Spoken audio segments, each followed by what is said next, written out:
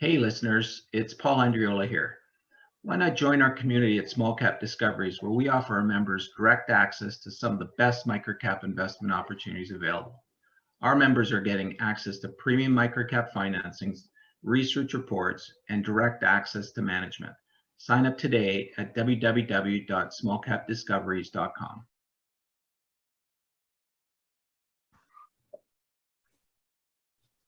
Hi, everyone. Welcome to the Small Cap Discoveries conference call. Today in our call, we have back the CEO, Ken d'Entremont from Medexus Pharmaceuticals. Medexus trades on the Toronto Stock Exchange under the symbol MDP and on the OTC under MEDXF. The company is trading at $3.15 with roughly 19 million shares outstanding, or about a $60 million market cap. I now hand it over to Paul Andriola. Thanks a lot, Trev. Yeah, great to have Ken back. You've been back with us a couple times here, and we invited you back here to give us an update. There's been a number of things that have happened over the last little while since we last spoke. But before we get into any sort of update, Ken, maybe just remind everybody what Medexus does. Sure. Yeah. Thanks, Paul, for having me back. Medexus is a pharma company focusing in rare and orphan disease in both US and Canada. We've got a fully built out commercial infrastructure in those two territories with a portfolio of products that last year did $80 million in revenue, US dollars, and produced $8 to $10 million of positive EBITDA. We have a pipeline that includes a product called TrioSulfate, which we just announced, I guess it was last night, that we had commercially launched that in Canada. And we are moving along the registration process for that in the US. So we've got a nice built out pharma business focusing on the commercial execution of the pharma business. We don't do any true R&D. We look to license and acquire drugs, launch them, then drive them to peak sales. So in a nutshell, that's what we do. Perfect. Now, there's been a fair bit of news over the last several months. Some of it not necessarily news you wanted to hear. Why don't we just dive right into it? So TrioSulfate, tell us where you guys are at. Tell us what's happened. And this is specifically towards the U.S. side. Tell us what we can expect sort of going forward with TrioSulfate. Sure. Yeah. So obviously, yes, a disappointment for us. I think a surprise for everybody involved in this product. Just to back up, TrioSulfate is a conditioning agent for the condition of bone marrow prior to stem cell transplantation. Significant improvement over the drug that currently is on the market, in that about 26% more people survive as a result of using this drug versus the historical drug. We got that drug registered in Canada, and yesterday we announced the commercial launch of that product in Canada. In the US, we were moving towards an approval at the PDUFA date of August the 11th, so about a month ago. And unfortunately, we received what is called a CRL, or a complete response letter. Basically, that's a letter where the agency is asking a question. They want something additional to what has already been submitted. And in our case, it's a pretty straightforward CRL in that it is additional information that they want related to the patients that went into remission in the clinical trial. And so the data that they're looking for exists. It already exists. We don't need to go back and do additional clinical work. So it's not a lengthy process to answer this question. It's a matter of going and collecting data that's already been collected from these patients and had been residing in the various physician files, collecting it, compiling it in a format sufficient for the agency, and then submitting it to them. So the process that investors should expect from here is first that we will request a what's called a Type A meeting in October, and then we'll hold that Type A meeting, roughly a month later. So mid-November, end of November sort of a time frame. And the minutes from that meeting will be public information. So we will be providing an update to investors on the outcome of that meeting. And the purpose of the meeting is to brief the agency on the resubmission plan. So they've asked a question, the company has prepared a response. We have a plan to answer the question. We'll review that with the agency before we put it in. And if they're in agreement with that plan, then you refile, and then it's a 2 to 6 month review of that resubmission before they approve the drug.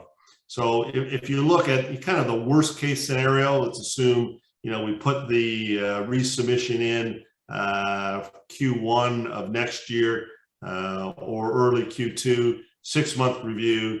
That would put us about October of next year for an approval. And so, obviously that's a delay of just over a year, and we're very frustrated with that. But we're confident that we will get approval for a couple of reasons. One, the drug has been approved in every territory where it's been submitted. Most recently here in Canada, where it got an expedited review, a 6 month review, because it's a life-saving drug. And ultimately, we think that will be the case in the US, plus the fact that it has such significant improvement for these patients suffering from leukemia and children suffering from various forms of cancer. So it's a significant improvement. So we believe that the agency clearly wants the drug on the market. Clinicians want the drug on the market and want access to the drug because it is a significant advancement. You mentioned in Canada it was, the review is expedited. Is there any chance that that happens in the US? No, not at this stage, because it went through the standard review process, which in the US is 12 months. That's what brought us to the August PDUFA date. And now the resubmission is either a 2 month resubmission or a 6 month resubmission, but that's at the agency's discretion. And it's dependent on how much data they have to review, how much time do they need in order to get through this information. We're assuming a 6 month review. We might get a 2 month review, but we're assuming 6 months at this stage. And before we start talking about sort of the Canadian side, sort of the product, what, if anything, does this do operationally? What do you change because of the delay and how you're going to run the business, or what, in any part of it, I guess? Yeah, I think what changes is that we've got more time to prepare for the launch of the drug. So there is a benefit there in that the uptake to peak sales will be accelerated relative to the former plan. We've got more time in the market where our medical services liaison people have got opportunity to speak to clinicians and get those clinicians prepared for eventual launch. So we will have those people calling on those physicians for basically a year. We've got some other positions that we had filled in preparation for the launch, namely some senior sales management, some reimbursement specialists. So there's about 12 people that we have in place that will be working and preparing for the launch. As you know, we did not execute, we did not hire the sales force, which would be another 16 people or so to launch the drug. That'll be done at approval. And so we don't have that expense. The people that we do have will work on TrioSulfate, but they'll also work on Xfinity. Xfinity has a significant potential to grow. And so some of those people will also help us grow Xfinity, which, hopefully we'll see a benefit there. Now, obviously, you mentioned the news out last night, or is it this morning? I can't even tell exactly. Why don't we talk a little bit more about TrioSulfate in Canada? Commercially launched now. What and when does that start to impact the the income statement, I guess? Yeah, I mean, it starts this quarter, in that we've already made, our first commercial sale, which was to Sick Kids Hospital in Toronto here. Obviously, a very significant account, kind of one of the, if not the largest, certainly one of the largest children's hospitals in Canada, if not North America. And so that's a pretty significant account. And they're using the drug in their patient population. So clearly, they see a need for the drug. Princess Margaret is already using the drug, again, one of the largest oncology hospitals in the country. They're using the drug and have a very positive outlook for the drug. So it will start to make an impact now. And so we'll start to see quarter after quarter, revenue increases as we roll out this plan. It's a little bit hampered by COVID in that, access to all hospitals is restricted, and in some provinces worse than others. In Ontario right now, it appears that the fourth wave is being managed, and it's not a total lockdown. There is some access, and patients are getting treatment. So we're thankful for that. Why don't we move on to Xfinity, another exciting product. You announced a little while ago about an update on the phase 4, I guess it's called. What can you tell us about Xfinity, and what does the near-term future look like in that regard? Sure. Two things happening on Xfinity. One is the pediatric study that you referenced. So that pediatric study, the enrollment is complete. And that's important in that no longer do we have the expenses associated with recruiting patients and institutions to execute the clinical trial. So the expenses have kind of peaked out, and now will start to decline as patients move off of drug and complete the trial.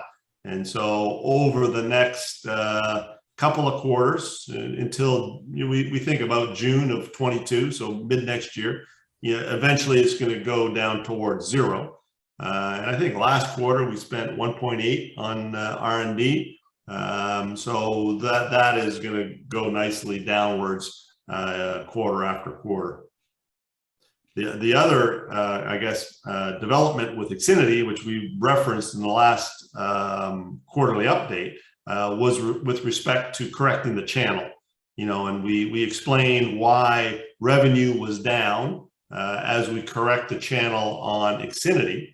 And so we're most of the way through that now. So this quarter will be kind of the same, maybe a little bit better, but basically the same as we take down the inventory. The good news is that as we expected, the transaction price is going up on Xfinity because we're not discounting the product. So we're seeing a nice increase in the average selling price for the drug. And then as the inventory at the wholesaler and the specialty pharmacy level normalizes, then ex-factory sales will increase, and they'll increase at the full selling price, which obviously has a benefit to our bottom line. So, it's short-term pain for long-term gain. We will see a much healthier brand as this is concluded, hopefully this quarter. Remind everybody what Xfinity treats. Yeah, Xfinity is another rare disease. It's for the treatment of hemophilia B. Hemophilia B, there are 4,000 to 5,000 patients in the US that have this condition, about 700 in Canada. Basically, it's they're missing something called factor 9 in their blood, and that's a clotting factor. So if they are cut or exert themselves, it's possible that they're going to have a pretty significant bleed, and there's no way for the blood to clot. And so they need this drug to live a normal life. And so it's a very important drug in their treatment. The other thing I noticed, you put out a press release that you've got some convertible debentures that are out there right now. You've opted to pay out the interest payment in shares as opposed to cash. Maybe let's talk about the balance sheet and sort of why you did that. I can appreciate why you did that, but let's talk about the balance sheet and sort of where you are, and do you feel comfortable that you have the capital you need to sort of push the different programs that you have pushing forward? Right. So, I mean, that's exactly why we paid it out in shares this time. We have historically paid it in cash, but we paid it in shares this time because we don't want to go out and raise. So we want to preserve our cash so that we don't need to do a raise. And as we return the business to break even and, hopefully profitability in coming quarters, then we won't have a need for additional capital beyond what we've already got. So what we have today gets us through to approval of TrioSulfate. And then at approval, obviously, it's a significantly different company. If you think about it, some of your viewers may have seen the acquisition that Sanofi did a couple of weeks ago of a drug that's in exactly the same space that TrioSulfate is in. That drug is for JVHD, which is a side effect of stem cell transplantation. So TrioSulfate is used for conditioning the bone marrow, then they do the transplant, and then sometimes a side effect comes up, which is called JVHD. Sanofi paid $1.9 billion for that drug. And it's a good drug, but it's only 4 or 5, maybe 6 times bigger than TrioSulfate is. And so clearly, if you use that metric and put up some value on TrioSulfate, it's pretty significant. And right now, I would say that we're getting zero value for TrioSulfate, even though really it's just a delay. This is not a death sentence for TrioSulfate. This is simply a delay for TrioSulfate, a matter of months. And so, I think the market reaction has been pretty severe in the other direction, and for no really strong reason. I mean, we've got the cash necessary to get us through to approval. We do believe it's going to get approved. It'll have very significant value when approved, if not before. Yeah, no, I would tend to completely agree with you. I think in this circumstance, you've got a drug that's been approved in pretty well every other jurisdiction. And, it's I just see it unlikely that they would say no, but they obviously have to get enough data to feel comfortable to sort of, cross the T's and dot the I's, so to speak. And I guess one thing to add to that, Paul, is that we're not alone in this situation, and that since the Alzheimer's drug that the FDA approved, 50% of files are getting CRLs. 50% is way above the historical norm. It's more like 15%. Yeah. So the agency has gotten cautious. Yeah, it's their prerogative to be so. But we seem to have gotten caught up in something that perhaps we wouldn't have had the situation been different. Wow, that's interesting to hear. That's amazing, actually. That issue, because it was pretty confrontational almost, that approval of Biogen's drug. That it would have that kind of impact on all sorts of other drugs that are going through approval. That's amazing. Yeah. What else? I mean, sort of free reign for you right now. What other things do you think the investors and our listeners right now should know about? Yeah, they just think about our base business. Just when you look at our business, we've got a very strong and healthy base business that even at that is not getting a proper valuation. And so when you think about that, and then you say, okay, there's a pipeline on a drug that could be pretty significant. Whatever judgment you make on the probability of approval, it should get something. And so, I think the sum of all those parts suggests that, we're worth a lot more than we are being, given credit for today. Clearly, I've been in the market buying. I see it as a buying opportunity, and I hope others can see that too. Mm-hmm. No, exactly, and that was a good thing to point out. Insiders have been buying fairly aggressively over the last little while, certainly around these prices, which is a very confidence building event. Give us a sense. You talked a bit about TrioSulfate, but what other catalysts or sort of schedule events can we look out for, say, over the next sort of 3 to 6 months? Yeah, I think the Type A meeting will be an important one. Mm-hmm. So there will be information that will come out of that. That'll give investors some feel for likelihood of approval on TrioSulfate. The quarterly results are going to demonstrate the Xfinity channel correction, and that'll be significant because as our revenue comes up at a better margin, clearly that's going to demonstrate strength in the core business. So, those few things I think people will see. And then we're obviously not stopping here. We're looking to build the portfolio much larger. And so we do have ongoing business development discussions to add additional products to the portfolio. Fantastic, fantastic. I think I've sort of wrapped up my questions. I don't know if there's anybody that has any sort of last minute questions that they want me to ask Ken. Feel free to use the chat function. But Ken, I mean, call it a parting message. Any other key takeaway you want our investors to walk away with, or is there any other sort of things that you want to point us towards that we missed so far today? No, I think we did a pretty good review of the business. Point out that Rupall, we haven't talked too much about Rupall, but it's a significant product in our portfolio. It's over $12 million of our total revenue, and it's growing at a 44% rate. So we've got some really strong growth assets that have performed well even during this COVID period. You've probably heard, many different businesses and the challenges of trying to navigate through COVID. It's difficult to get growth in a lot of sectors, particularly in healthcare, because there just aren't the same number of procedures and visits happening. But Rupall, you look at it and it's growing at plus 44. So, we've got a nice portfolio of products, got some new products that are being launched that will make a contribution going forward. So whatever the outcome on TrioSulfate, kind of think of that as a bonus at this current valuation. If we get it, boy, that's a huge win.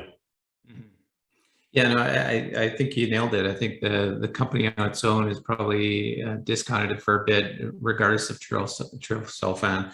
And again, I'm a betting man, and I think the odds are pretty good that you're going to get that eventually. So at some point, the market should recognize it. We do have one quick question, and then we'll wrap up. Do the shares paid to convertible debenture holders have a lockup period or free trading? Good question. Yeah, I don't know. Someone asked me that earlier today, and I assumed it was free trading, but someone said there's some kind of a lockup period. So I'm going to double check on that before I answer. I thought they were just free trading, but I may be wrong. Yeah.